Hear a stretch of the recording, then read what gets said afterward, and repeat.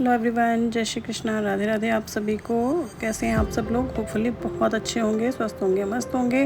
तो मैं लक्ष्मी रोहेला स्वागत करती हूँ आपका अपनी एक और नई वीडियो में, और इस 3 मंथ्स के कोर्स में जो कि तो टैलेंटेड इंसान मैम का फ्री में चल रहा है। तो अगर आप देख रहे हैं मेरी पहली बार वीडियो तो ज़रूर से ज़रूर सब्सक्राइब कर लीजिएगा, क्योंकि यहाँ पर 3 मंथ्स का फ्री कोर्स चल रहा है। और उसमें आज आपको मिलने वाली है डीप नेक की ब्लाउज़ की वीडियो, वो भी प्रिंसेस कट। तो डीप नेक आपने देख लिया, 13 इंच का ये डीप नेक था, फ्रंट से 7 इंच था। कस्टमर की भी मैंने आपको पिक ना शेयर की है इसमें कि उनकी फिटिंग कैसे आई है। विदाउट डोरी ये ब्लाउज़ नेक बिल्कुल भी नहीं गिर रहा है। पैड लगाए हुए हैं इसलिए क्योंकि ये 13 इंच का है। तो 13 इंच का है तो फिर पीछे से स्ट्रैप्स दिखेगी, इसलिए मैंने इसमें लगाए हैं पैडेड सिर्फ इसीलिए बनाया क्योंकि डीप नेक है। और 13 इंच का करने के बाद भी उन्हें अपना नेक जो है वो छोटा लग रहा था, तो फिर मैंने इसको करा 14.5 इंच का, बट जिसमें कि मेरे पास उसकी पिक्स नहीं रही, क्योंकि वो अर्जेंट होता है ना, तो राखी के त्यौहार की वजह से मैं पिक लेना भूल गई। उसको मैंने और भी बड़ा कर दिया था, बट अभी मैं आपको दिखा रही हूँ 13 इंच के नेक के अकॉर्डिंगली उसकी कटिंग।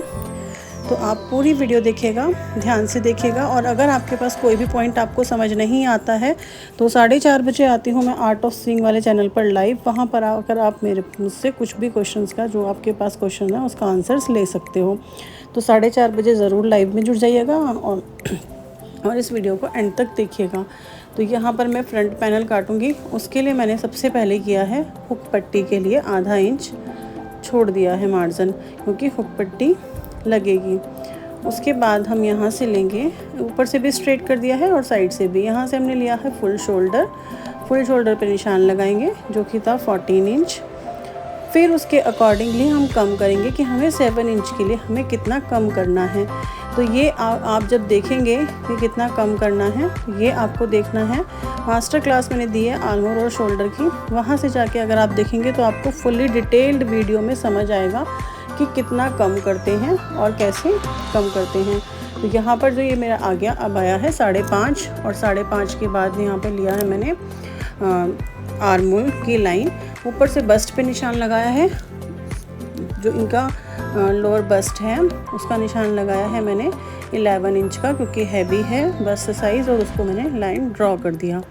अब लाइन ड्रॉ करने के बाद जो मेरा उनका लेंथ है वो है 16 इंच, तो मैंने लगाया है 17 इंच। लाइन को स्ट्रेट कर देंगे और उसे भी स्ट्रेट लाइन ड्रॉ कर देंगे। स्टेप बाय स्टेप बता रही हूँ, बहुत ध्यान से देखिएगा। अब मैंने यहाँ पर 4.2 पर मार्क कर दिया है, जो कि है उनका बस्ट साइज़ का 10th पार्ट। अगर आपको नहीं आपने बस्ट पॉइंट निकाला है तो आप 10th पार्ट करके कर सकते हैं। तो यहाँ पर 4.2 मैंने लगाया था निशान, और नीचे वाली लाइन जो है उसमें से 1/2 इंच माइनस कर देंगे। बस्ट लाइन पे लगाया है 4.2 का, और वेस्ट लाइन पे लगाया है 1/2 इंच माइनस करके। अब मैं इसमें डालूँगी डार्ट। तो जो जितना हमारा साइज़ बढ़ेगा उतनी हमारी डार्ट भी बढ़ेगी। ठीक है, लाइन आप तिरछी देख रहे हैं, देखो मैंने ब्लू कलर की लाइन से कर दिया ताकि आपको डिफरेंस समझ में आ जाए, इसीलिए मैंने लाइन चौक चेंज कर दी। 3.5 इंच पे मैंने लगाया है निशान, उस निशान को भी तिरछा मिला लेंगे। बिल्कुल परफेक्ट कटिंग है, एक एक स्टेप बिल्कुल ध्यान से देखना और उसी स्टेप से कट करके देखना। 42 साइज़ का है, हैवी साइज़ का। एक बार आप ट्राई करके ज़रूर देखना अगर आपका साइज़ ये है तो। जितनी ये लाइन है ये, उतनी ही लाइन ये वाली होनी चाहिए। तो मेरी लगभग 5.25 आ रही थी, उसको हाफ़ किया, उसको फिर से हाफ़ किया। ठीक है, और इधर भी हमने हाफ़ करके निशान लगा दिए। तो ये 4 निशान लग गए। फर्स्ट निशान को हम बिल्कुल सीधा लेंगे, लाइन बिल्कुल सीधी ड्रॉ करेंगे, और उसके बाद फिर इस लाइन को हम पॉइंट से मिला देंगे। इस तरीके से आप मिला लीजिए। ये आपकी प्रिंसेस शेप बन चुकी है। ठीक है, एक लाइन हमारी स्ट्रेट ही रहेगी और एक लाइन हमारी तिरछी होगी। अब हम अंदर, मैंने 1/2 इंच अंदर मार्क किया है और उस लाइन को भी तिरछा कर दिया। अब यहाँ से हम इंची टेप को इस तरीके से रखेंगे, उसका हाफ़ करेंगे और आर्म होल शेपर से, मतलब फ्रेंच कर्व से शेप लगा देंगे। अब इसकी शेप मैं अभी फ्रेंच कर्व से शेप जो लगा तो दी है, लेकिन मेज़र नहीं कर रही हूँ, क्योंकि बार बार करने का कोई फ़ायदा नहीं होता है।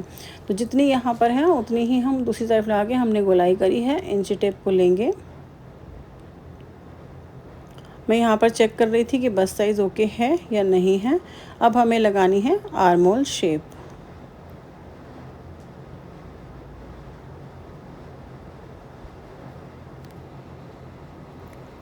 बस्ट साइज़ का निशान मैंने मार्क कर लिया।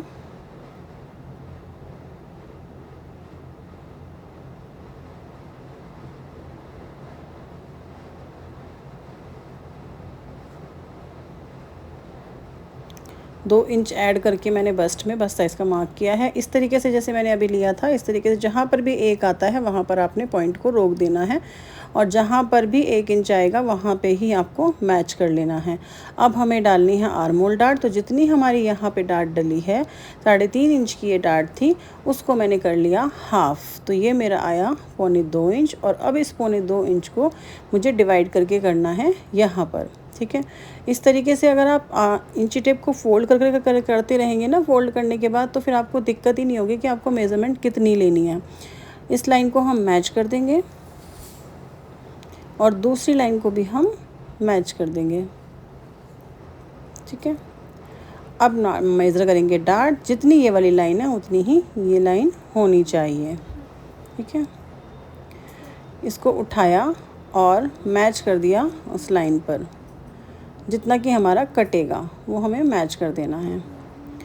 मैं वाइट फैब्रिक पे इसीलिए आपको बना के दिखा रही थी ताकि आपको चौक के निशान जो है बिल्कुल इजीली नज़र आ जाएं। अब हमें लेना है आर्म होल शेपर या फ्रेंच कर्व, जो भी आप कहते हैं, और उसके बाद फिर से उसे हम करेंगे रीशेप। उससे पहले हम लाइन को डार्क कर लेंगे, जो हमारी आर्म होल लाइन है उसको कर लिया मैंने डार्क और फ्रेंच कर्व उठाया और शेप दे दी।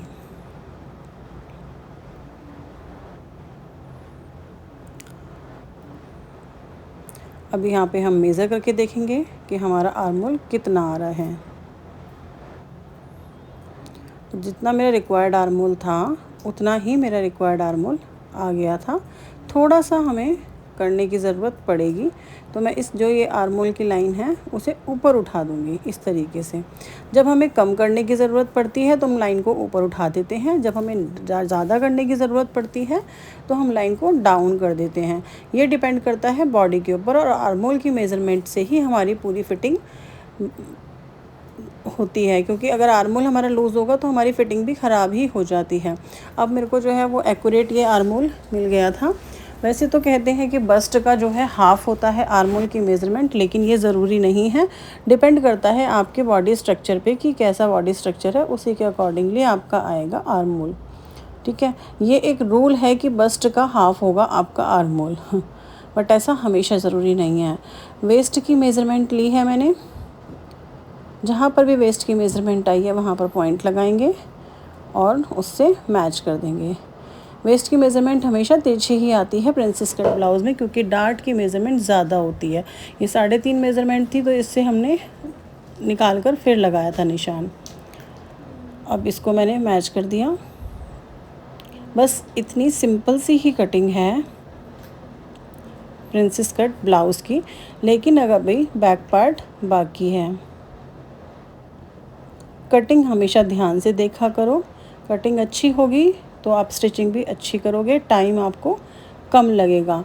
जिन भी लोगों को टाइम ज़्यादा लगता है उनकी कटिंग बेहतर नहीं होती है। नहीं तो अगर कटिंग बिल्कुल परफेक्ट होती है तो स्टिचिंग में बिल्कुल भी टाइम आपको नहीं लगेगा। ज़्यादा बार आपको नापना नहीं है, ज़्यादा बार आपको चेक नहीं करना, तो वो टाइम सारा आपका सेव हो जाता है। ठीक है, मैं कटिंग करते वक्त आपको 2 से 3 बार मेज़र करके दिखा देती हूँ ताकि आपको कोई भी कन्फ्यूज़न ना रहे। अभी 42 का ब्लाउज़ था, मैंने 44 अभी आपको मेज़र करके दिखाया। 2 इंच हम ज़्यादा रखेंगे इसके लिए। ब्लाउज़ में हमेशा 2 इंच की मार्जिन रखना ही है। इस तरीके से कटिंग कर लेंगे और अब दूसरी लाइन से भी आर्म होल को शेप को कट कर लेंगे और हमारी जो वेस्ट डार्ट है, जो मैंने निशान लगाया है, बिल्कुल उसी तरह से कट करेंगे।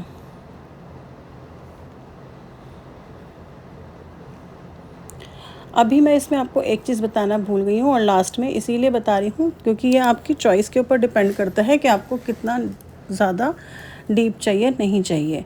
यहाँ तक मैंने कटिंग करी थी, आपने देखा जो निशान यहाँ पर मेरा लगा हुआ था उसका डबल हम ले लेंगे। और ये डबल कितना आता है वो मैं बताती हूँ आपको। ये वाला निशान आता है कम से कम 1/2 इंच का जो हमारा डार्ट में होता है, और जो हमने वेस्ट में लगाया है साइड में वो आता है 1 इंच का, उसका डबल कर देते हैं। लेकिन अगर आप नहीं चाहते हैं इतना ज़्यादा उठाव तो आप आधा इंच भी कर सकते हैं। ये डिपेंड है आपके ऊपर कि आपको कितना करना है। मेरे क्लाइंट को थोड़ा कम चाहिए था तो मैंने कम ही निशान लगाया है। मतलब साइड से उनको ब्लाउज़ उठा हुआ नहीं चाहिए था कि हमारी साइड से शेप आए। अब मैं आपको देखो मेज़र करके दिखा देती हूँ, बिल्कुल एक्यूरेट मेरा बैठेगा। अगर आप इस तरीके से बना लेंगे ड्राफ्टिंग तो ये आपका बनेगा सिंगल डार्ट ब्लाउज़। अगर आप सिंगल डार्ट ब्लाउज़ बनाना चाहते हैं तो आप प्रिंसेस कट शेप डाल के और इस तरीके से उसको मैच कर लीजिए, जैसे मैंने अभी आपको रख कर दिखाया था, और ब्लाउज़ को कटिंग कर लीजिए, वो आपका सिंगल डार्ट बन जाएगा।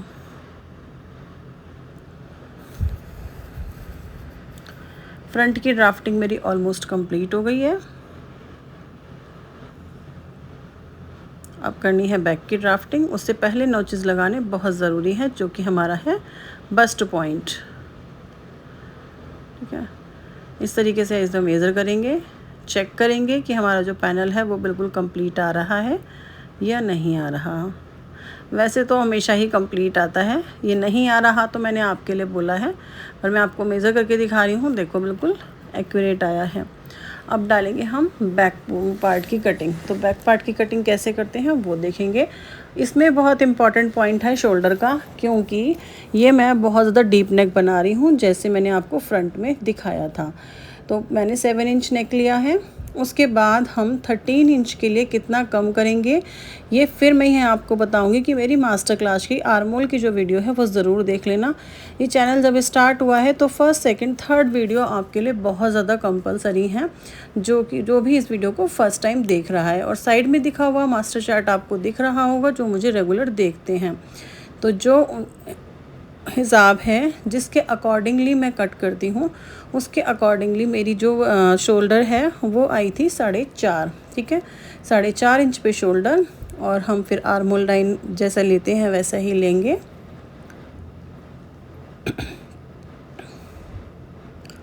ये मैंने 1/2 इंच डाउन कर लिया है क्योंकि बैक पल्ला है, इसलिए 1/2 इंच पहले नीचे डाउन किया है।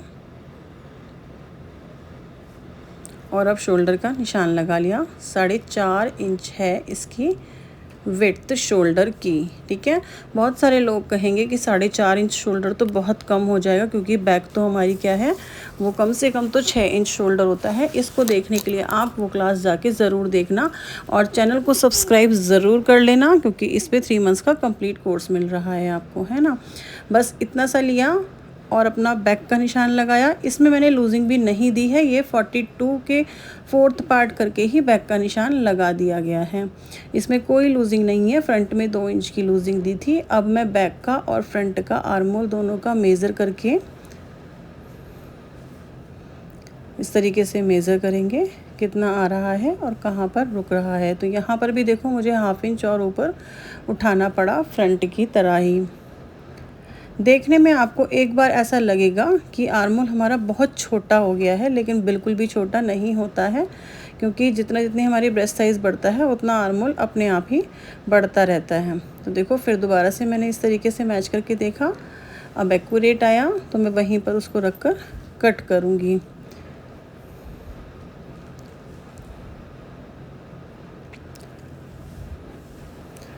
हमारी लंबाई है 17 इंच। वेस्ट का निशान लगा देंगे। जितनी भी वेस्ट है उसमें 1 इंच प्लस करके आप निशान लगाना, क्योंकि ये वेस्ट पार्ट है।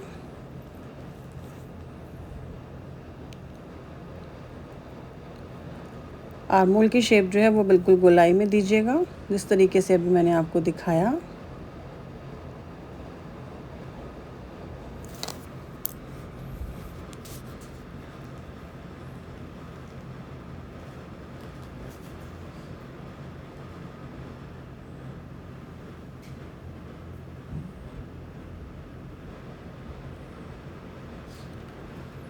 वेस्ट का 4th पार्ट प्लस में 1 इंच करके निशान लगा दीजिए।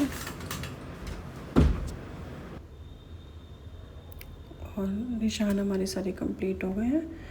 ये जो मैं पैटर्न बना रही हूँ ये बिल्कुल फिक्स है, जितना कि मेरा साइज़ है उसके अकॉर्डिंगली। इसमें कोई भी मार्जिन मैंने ऐड अभी तक नहीं किया है। यहाँ पर लगाएंगे हम 4 इंच पे निशान, और ऊपर से 11 इंच कम से कम होना ही चाहिए, 11 इंच। लेकिन इसका एक रूल होता है कि जितना ना आपका डीप नेक होता है उतना ही ये भी डीप होती चली जाती है प्लेट्स। तो यहाँ पर मैंने डीप ही लगाया था। और यह जो गले की चौड़ाई मैंने ली है, ये मैं न्यू जो व्यूअर्स हैं उनको बता देती हूँ कि ये गले की चौड़ाई है 1.5 इंच। अगर आप इसकी डिटेल्ड वीडियो देखना चाहते हैं कि 1.5 इंच मैंने कैसे ली है, तो फिर से वही बात कहूँगी, इस चैनल पे डाली गई फर्स्ट सेकंड थर्ड वीडियो ज़रूर देख लीजिएगा, क्योंकि वो आपके लिए बहुत ज़्यादा हेल्पफुल होंगी और पूरी स्टिचिंग सीखने में ही आपकी हेल्प करेंगी। बाकी क्वेश्चंस के लिए लाइव आऊँगी आर्ट ऑफ स्विंग पे 4 बजे। चैनल मैंने ऊपर मेंशन कर दिया है कि कौन सा चैनल है, उसको जाके सर्च कीजिएगा और उसको सब्सक्राइब कर लीजिएगा, ठीक है। तो चलिए किसी और क्वेश्चन के लिए मिलेंगे 4:30 बजे। और इस तरीके से मैंने दी इसकी गोलाई, ऊपर से बिल्कुल स्ट्रेट ही रखा है, कोई डाउन नहीं किया है बिल्कुल भी। आपको दिखा देती हूँ कि फ्रंट में कितना रहेगा। फ्रंट का 5.5 था, ऊपर का 4.5 है। तो यहाँ पर मैं इस तरीके से इसकी गोलाई, जितना हमारा बचता है ना आर्मोल पट्टी, जितनी शोल्डर पट्टी बचती है उतनी बचा के हमारे पास जितना भी रहेगा हम उतना रख लेंगे अपनी नेक विड्थ के लिए। तो यहाँ पर जो इसकी नेक विड्थ है ये 1.5 इंच की है सिर्फ, शोल्डर है 4.5 इंच। तो मैंने कटिंग करना स्टार्ट कर दिया। और अभी भी इसमें एक ख़ास बात है इसकी स्टिचिंग में, तो इसकी स्टिचिंग की वीडियो मैं नहीं बना पाई हूँ। अगर आप लोग चाहते हैं स्टिचिंग की वीडियो बनाना तो आप मुझे कमेंट करके बताना, तब मैं इसकी स्टिचिंग की वीडियो आप लोगों के लिए ज़रूर पोस्ट कर दूँगी।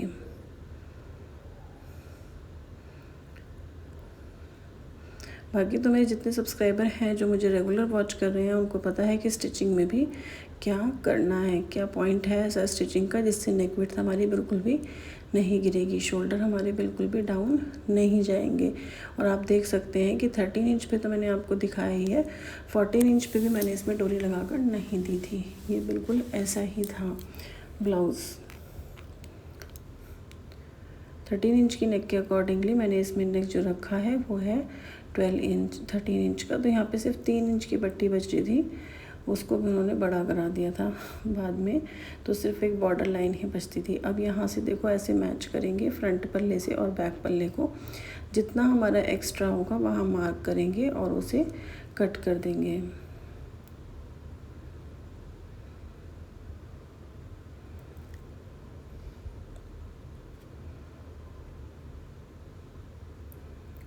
इस तरीके से कट कर दीजिए।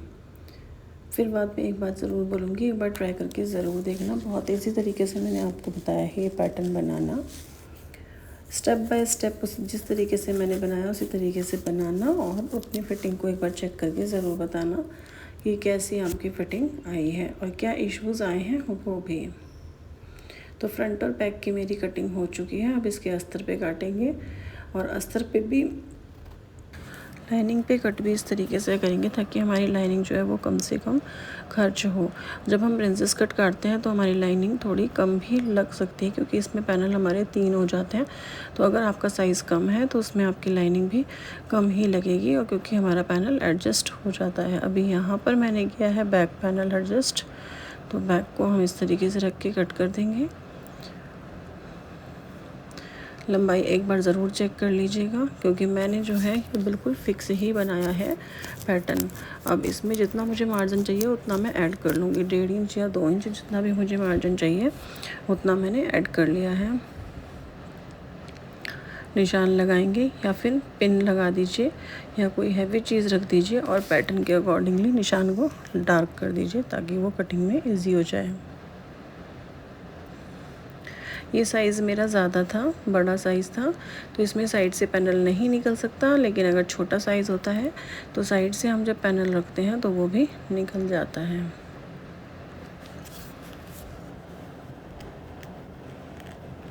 अब इस पर मैंने ऑल पिन लगा दी है, क्योंकि ताकि फैब्रिक जो है वो सिक्योर हो जाए, और कटिंग स्टार्ट कर देंगे।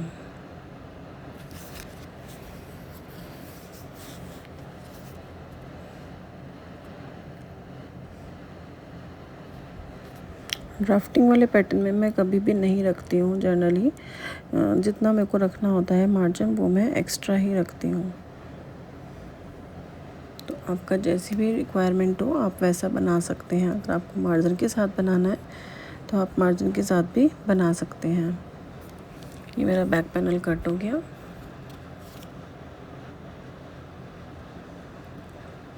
रेस्ट फैब्रिक में से हम निकालेंगे फ्रंट के 2 पैनल, क्योंकि ये बनाना है मुझे पैडेड ब्लाउज़। बिकॉज़ ये डीप नेक है तो इसलिए इन्होंने बनवाया है पैडेड, ताकि उन्हें पहनने की ज़रूरत ना हो।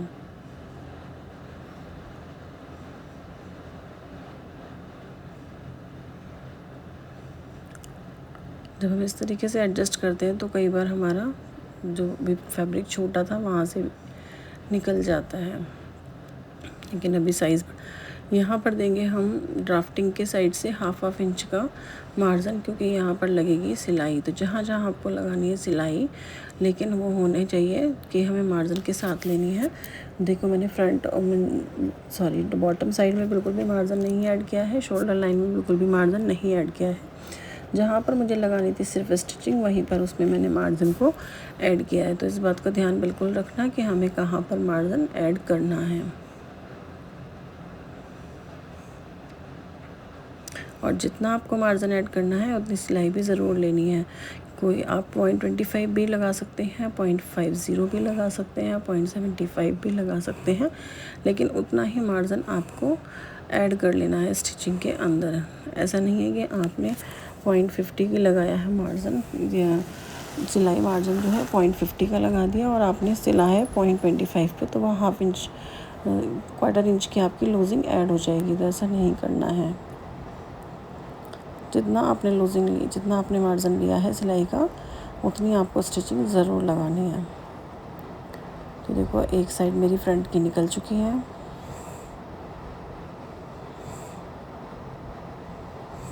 और अभी हम दिवाली तक तो ये कोर्स ऑलमोस्ट कंप्लीट हो जाएगा और हम बहुत प्यारी प्यारी साड़ी की ड्रेसेस भी ज़रूर बनाना सिखाएंगे आपको। तो इसीलिए चैनल को ज़रूर से सब्सक्राइब करके रखिएगा। फ्रंट का एक पार्ट बिल्कुल निकल चुका है, अभी निकालना है एक और पार्ट।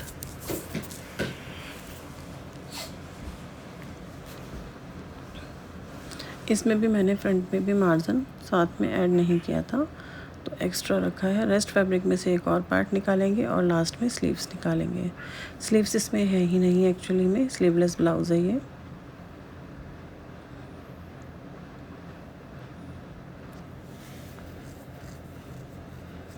आपका फैब्रिक कहाँ भी जहाँ भी कम से कम खर्च हो, आप उसी तरीके से निकालने की कोशिश करें।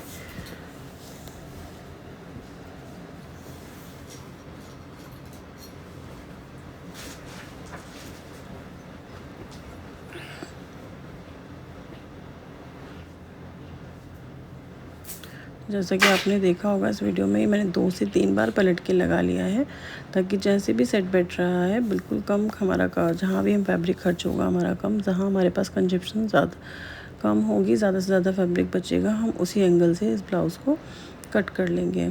बस फैब्रिक जो है वो आड़ा नहीं होना चाहिए, सीधा ही होना चाहिए। इस बात का ध्यान ज़रूर रखना है, किनारे की साइड से ही होना चाहिए, क्योंकि अगर आड़ा फैब्रिक होता है तो फिर हमारी फिटिंग बिल्कुल भी अच्छी नहीं आती है।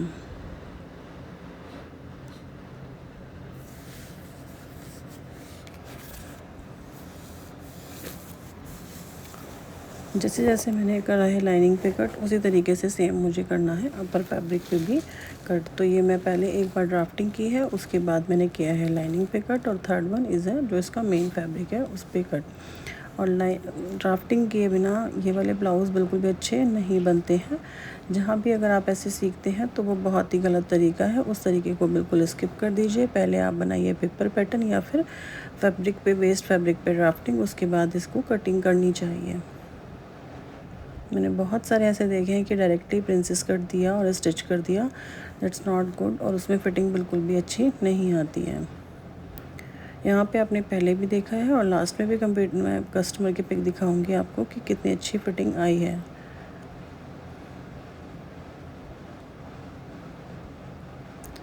तो ये हो गया मेरा ऑलमोस्ट कंप्लीट। यहाँ नेक विड्थ है देखो 1.5 इंच, जो मैंने बैक की रखेंगी और फ्रंट की रखेंगे अपने 2.25 इंच। तो 2.25 इंच की अकॉर्डिंगली मैंने फ्रंट की नेकलाइन काट दी 7 इंच पे गोलाई देके। और जितनी पेपर फॉर्म और बची उसमें 1.5 इंच की नेक विड्थ रख के 13 इंच का नेक मैंने उसमें कट कर दिया। आप चौड़ाई जितनी मर्ज़ी ज़्यादा रख सकते हैं, 3, 3.5, 4 जितना आपको चाहिए विड्थ में ब्रॉड उतना आप रख सकते हैं। यहाँ पर मैंने रखा था 3.25 इंच, नीचे से 3.25 इंच और ऊपर से रखा है 1.5 इंच की नेक विड्थ,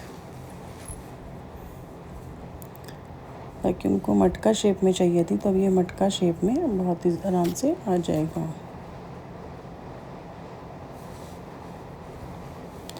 मैं डायरेक्टली पेपर पेस्टिंग जो है इनके जो फ्रंट और बैक के पार्ट हैं उन्हीं पर पेस्ट कर दूंगी, क्योंकि ये डार्क कलर है, इसमें हेमिंग की कोई ज़रूरत नहीं होगी। तो ये विदाउट हेमिंग सिर्फ प्रेस से ही चिपका के दोनों साइड स्टिच करने के बाद ये पेपर पेस्टिंग भी नहीं निकलेगी और चिपक भी जाएगी, और देन हम अपना ब्लाउज़ जो है वो रेडी कर सकते हैं विदाउट हेमिंग। तो इसी तरीके से लगाई है मैंने पेस्टिंग, प्रेस से आप इसे चिपका लीजिए। इसकी स्टिचिंग की वीडियो नहीं बन पाई है क्योंकि उस टाइम मेरा लाइव चल रहा है। तो लाइव में मैंने इसकी स्टिचिंग वीडियो रिकॉर्ड की है, और वो चैनल है आर्ट ऑफ स्विंग के। जैसा कि मैंने आपको बहुत बार बता दिया इस वीडियो में भी कि आर्ट ऑफ स्विंग पे आती हूँ मैं 4 बजे लाइव, 4:30 बजे। तो आप उस पर आके जुड़ सकते हैं। अगर आपके पास कोई भी ऐसा डाउट है जो कि आपको कंफर्म करना है तो आप 4:30 बजे लाइव आ जाइए आर्ट ऑफ स्विंग वाले चैनल पर, उस पर हम आपको सोल्यूशन बताएंगे। तो मेरा लाइनिंग फैब्रिक कट हो गया है और उसी पे मैंने ये पेपर पेस्टिंग को पेस्ट कर लिया है।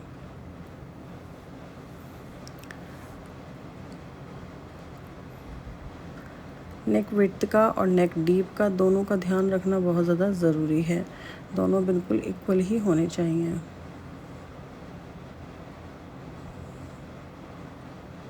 देखो दूसरा पल्ला रखकर भी मैं इस तरीके से मार्क कर लेती हूँ, क्योंकि ताकि गुंजाइश बिल्कुल भी ना रहे गलती की। अगर गलती गुंजाइश रह गई तो फिर ब्लाउज़ हमें डबल टाइम लेता है, और अगर नहीं रहती है तो फिर बहुत ही जल्दी स्टिच हो जाता है और हमें भी खुशी होती है कि बहुत सुंदर स्टिच हुआ है। ये मेन फैब्रिक था इसका, इस पर भी मैंने कट कर लिया था। सबसे पहले बॉर्डर को आउट कर दिया, क्योंकि बॉर्डर हम लगाएंगे ऊपर से,